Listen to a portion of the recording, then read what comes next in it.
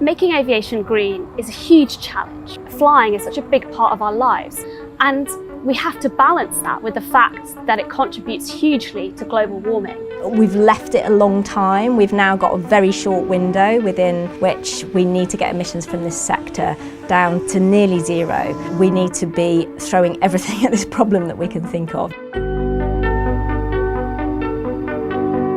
There are two big reasons why aviation presents a unique challenge in terms of climate change. The first is that more and more people are flying, and the second is that flying remains almost totally dependent on fossil fuels. We haven't got green technologies available yet for the aviation sector.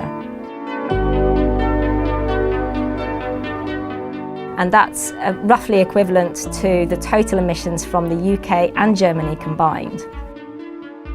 In 2019, airlines carried around 4.5 billion passengers on flight, and we're really expecting that to grow.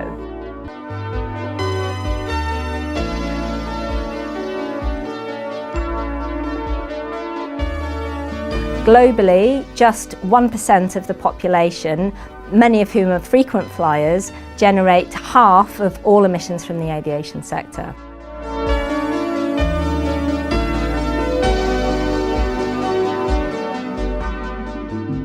There is no silver bullet to get aviation to become green, but rather a whole set of different options, each with pros and cons.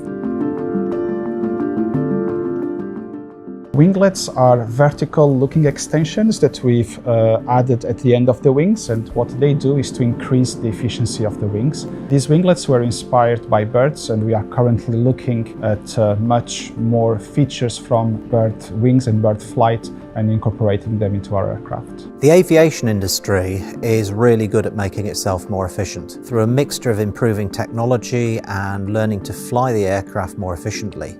If you look at history, we are improving the efficiency of our aircraft at about 2% per year. That is definitely very little, and it cannot continue forever, so we definitely need to change our aircraft fuels. Jet engines at the moment run on fuel made from fossil fuels, so it's really important that we find ways to replace that in aircraft. Biofuels are a form of fuel which is made from plant-based materials. The one possible example is vegetable oil, which exists in very large quantities and can be transformed into a biofuel.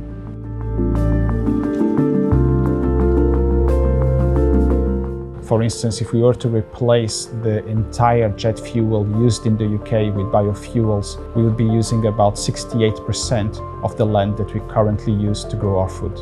Another possibility is what we call efuels, which is scrubbing the carbon dioxide from the air and putting it through chemical processes that turn it back into jet fuel again. So it turns into a circular process where it's all going into the atmosphere and then coming back out again.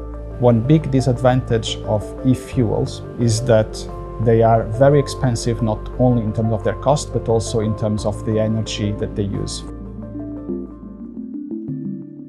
Hydrogen is a gas that, if you react it with the oxygen in the air, can release a lot of energy. That makes it potentially a really good aviation fuel, but it's not without its problems. For a start, we can't store it in the current designs of aeroplanes. Secondly, at the moment, about 95% of our hydrogen comes from fossil fuels. Hydrogen is very explosive, which poses serious safety considerations.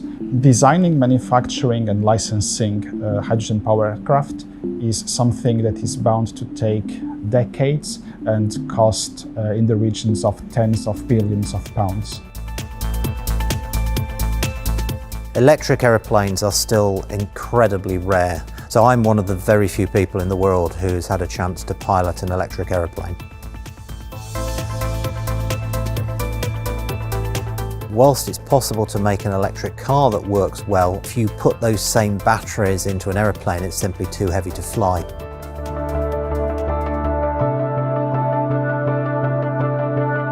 There's no doubt that it's going to take a lot of resources, particularly energy. It's going to cost a lot, and it's going to require a huge amount of effort from business and from government working together with the cooperation and support of the public. It would be great if there was one kind of fix-it-all solution that we could put in place for this sector.